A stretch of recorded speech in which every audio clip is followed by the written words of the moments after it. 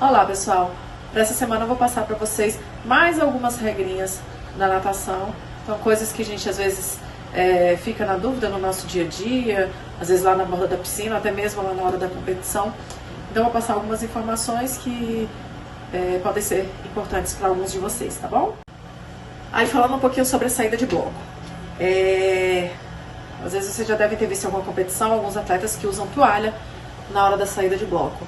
Então, a toalha ela é permitida, principalmente para evitar atrito com a pele de alguns atletas. Às vezes tem um atleta que tem um coto muito sensível, enfim, às vezes não tem sensibilidade ali no pé, até para evitar machucar, porque a gente tem blocos de todos os tipos, né? Tem uns que são muito ásperos, enfim, então pode-se usar uma toalha na hora da saída do bloco. Só que essa toalha ela não pode estar dobrada, ela tem que estar estendida. E não pode também usar essa toalha na saída do nado costas para apoiar a parede, tá bom? Ela só pode ser usada em cima do bloco. Uma outra regrinha para a saída de bloco, vocês devem perceber que a gente sempre nos treinos fala para vocês prenderem ali as falanges de vocês, ou seja, os dedos dos pés lá no bloco para poder fazer a saída, né? É obrigatório que tenha pelo menos um dos pés ali na frente do bloco. Vocês não podem estar com os pés apoiados ali na parte do meio do bloco ou para trás do bloco. Aí tem a questão dos amputados. Os amputados eles podem ou deixar o pé ali apoiado na frente do bloco, como a gente sempre faz nos nossos treinos, ou ele pode também deixar esse pé mais para trás, só que obrigatoriamente ele vai ter que estar com uma mão segurando ali na frente do bloco. Então essa seria a compensação. Então sempre lembrarem disso, porque às vezes, principalmente para os alunos quando estão iniciando, eles às vezes esquecem de deixar o pé ali na frente, então tem que ter esse pé ali na frente, pelo menos um dos pés, tá bom? Uma outra regrinha importante da saída de bloco é a questão da linha dos 15 metros. Então o único nado que é permitido você ultrapassar a linha dos 15 metros é o nado peito.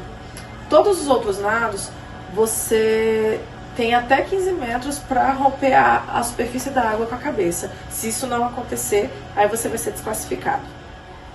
E com relação à saída do nado costas, aqueles atletas que são incapazes de segurar lá no apoio do bloco, eles podem fazer sua saída segurando na borda da piscina. Isso não é problema. E com relação à posição dos pés, os pés eles têm que estar apoiados na parede, mas eles não podem agarrar a placa com os dedos. Tá? Então, se agarrar a placa com os dedos, ele pode ser desclassificado. Os pés têm que estar apenas apoiados na placa. Sobre o nado peito, assim como eu falei na saída, o nado peito, na hora da virada, né, ele também pode ultrapassar a linha dos 15 metros. Uma coisa que é comum a gente ver quando a gente está dando aula, principalmente para os meninos que são do escolar, né, que estão naquela fase ainda de iniciando mesmo o esporte. Quando vai nadar o peito, ele leva a mão até lá no quadril. O peito ele é um nado muito difícil. Ele é um dos mais bonitos de se ver, um dos mais gostosos de se nadar, mas é o mais difícil de coordenar.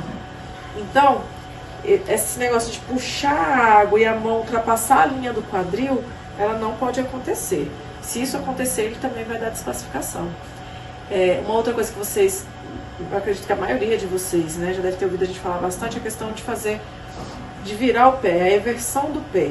Então, o pé no nado peito, ele vai ter que sempre virar para fora. Se vocês nadarem com o pé reto ou com o pé virado para dentro, ou, né, fazendo um movimento vertical, isso tudo vai dar desclassificação. Então, sempre que fizer a pernada, os pés vão ter que estar voltados para fora, tá bom? Uma outra regra aí que vale para o peito e para o borboleta é na hora da chegada. Ambos os nados, nós temos que chegar com as duas mãos ao mesmo tempo ali na parede. Aí não interessa ali o nível em que as mãos vai bater, mas tem que ser as duas mãos ao mesmo tempo. Aí você me pergunta, tá, mas e o atleta que é amputado, que falta parte do membro? Esse atleta, ele ele é obrigado a nadar com os 2 braços ali, a não ser que tenha alguma exceção, né, na classificação dele, mas ele tem que nadar com os 2 braços ao mesmo tempo. Ele sim, ele vai poder chegar com uma mão só que o outro braço vai ter que ter a intenção de chegar ao mesmo tempo, ainda que não bata, né? Então só a mão que vai bater, mas o outro braço vai ter que estar funcionando ao mesmo tempo, no mesmo ritmo, tá? Então isso vai servir para o nado peito, para o nado borboleta. A mesma regrinha dessa questão simultânea vale para as pernas. Então, na hora da pernada do peito, as 2 pernas tem que trabalhar ao mesmo tempo. Não pode ter atraso, uma perna aí. Acontece muito que a gente chama até, tá dando uma tesourada. O atleta puxa aqui, aí faz isso aqui. Não pode ter isso aqui, tem que ser simultânea a pernada. E a mesma coisa no borboleta. As pernas não pode uma descer e fazer isso aqui não. As 2 tem que trabalhar em sentido vertical de forma simultânea. Caso contrário, vai haver uma desclassificação. Aí falando do nado livre, o nado livre ele se refere a qualquer nado. Então qualquer prova de nado livre você pode nadar o que você quiser. O que não pode acontecer é o mergulho, né? Você tem que estar sempre rompendo o nível da água. Então pode escolher qualquer nado, desde que rompa o nível da água. Quando vai nadar o medley, por exemplo, o medley são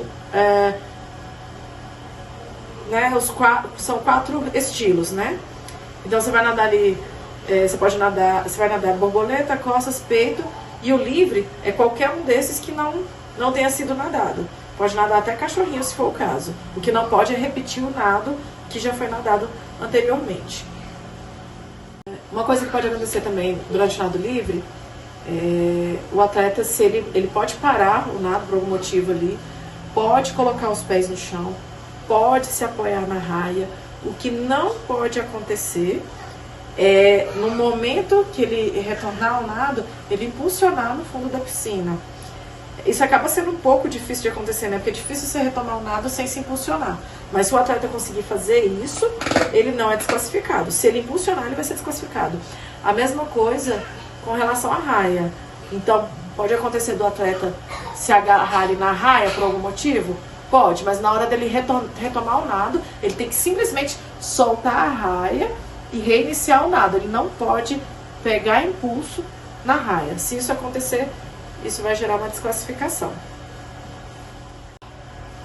Existem várias outras regras, várias outras coisas que a gente eu vou pontuar em outros vídeos, mas o que eu queria falar assim que cada vez mais o comitê está mais exigente. Quem participou, por exemplo, do regional esse ano, viu o quanto eles são exigentes com relação, por exemplo, ao balizamento, né? O atleta chegar com antecedência ali no balizamento, com os 15 minutos de antecedência ali na câmara de chamada. Caso ele não chegue lá com 15 minutos antes do horário da sua prova, ele vai ser desclassificado. Se vocês bem lembrarem, nós tivemos atleta que aconteceu isso, porque chegou lá com 1 minuto de diferença. Então, são esses costumes, essas regrinhas que vocês realmente têm que incorporar para evitar um ciclo de treinamento, chegar lá no dia da competição você ser desclassificado. Então, fica aí essas informações e aguardem o próximo vídeo que a gente vai falar um pouquinho mais sobre isso, tá bom? Tenha uma boa semana e me encontro mais uma vez à disposição no WhatsApp.